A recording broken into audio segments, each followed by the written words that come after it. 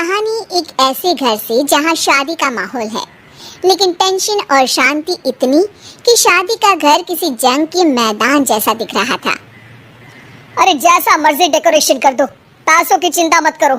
इतना पैसा जब लड़के वालों को दे दिया तो फूल वालों को देने में मुझे क्या दिक्कत है? अरे धीरे बोलो ना, साफ लग रहा है कि फ्रस्ट्रेटेड हो। अरे तुम तो चुप ही रहो।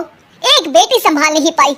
सारा दिन मैं काम पर जाता था, सोचता था घर पर बच्चों को अच्छे से संस्कार मिल रहे होंगे, लेकिन नहीं, मैडम को तो अपनी किटी और फैशन से फुर्सत मिले तब ना। माँ चुपचाप वहां से चली जाती है। समझ में नहीं आता कि आखिर शर्मा खानदान में हो क्या रहा है। कल तक चिड़िया सी फुदकने वाली शीना की शादी यूं अचानक एक मोटे काले लड़के से क्यों हो रही है? शीना कमरे में हाथ में गुड़िया लिए बोलती है, मेरे साथ जो हो रहा है ठीक हो रहा है। तुम तो सब जानती हो, साहिल मेरे लिए भगवान है। अब जब वो ही नहीं मिला तो फिर कोई भी हो, जिंदगी ही तो जीनी है, जी लेंगे। बाहर शीना की बुआ किसी से बात करती है। अरे मोटा नहीं, उसे तो खाते पीते घर का कहते हैं। अब ओबेरॉय का नाम भी किसी को बताने वाली बात है। उनका इकलौता लड़का तो करोड़ों की स्वामी तो है ही। अरे हमारी शीना बिटिया तो रानी बनेगी, रानी। इन सब के बीच कहीं कोने पर शीना हाथ में मेहंदी सजाए बैठी थी और आंखों में आंसू सजाए। और वो समय भी आ जाता है जब शीना मंडप के नीचे हाथ में वरमाला लिए खड़ी होती है, लेकिन तभी अफरा तफरी मच जाती है। कोई कहता है, अरे लड़के की माँ को हार्ट अटैक आ गया। अरे अच्छी खासी थी, कैसे हो गया? अरे कहते हैं ना, किसी किसी लड़की के पैर अच्छे नहीं होते। हो सकता है कि मनहूस है ये लड़की। शीना पास खड़ी सब सुन रही थी। फिर शीना अपने कमरे में आ जाती है।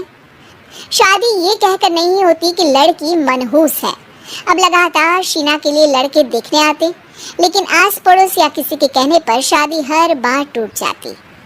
लेकिन एक दिन, अंकल, मैं काफी दिनों से आपसे मिलने की कोशिश कर रहा था, लेकिन हिम्मत नहीं हो पा रही थी।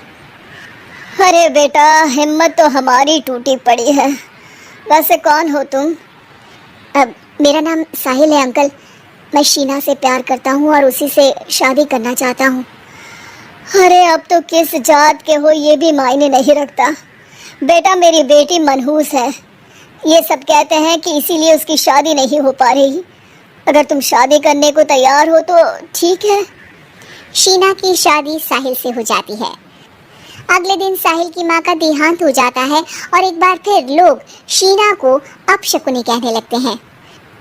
अरे खा गई दीदी को ये। अरे क्या जरूरत थी साहिल किसी मनहूस को घर लाने की?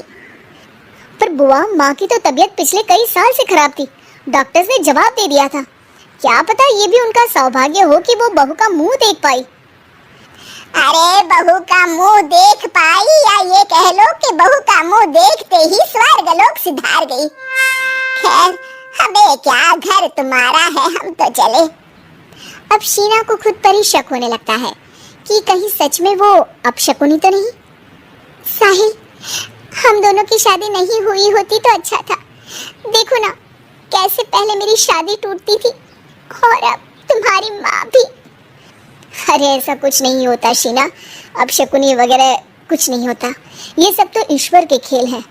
वो शादी तुम्हारी इसलिए टूट गई क्योंकि तुमको मेरी पत्नी बनाना था, और माँ का जाना तो तय था।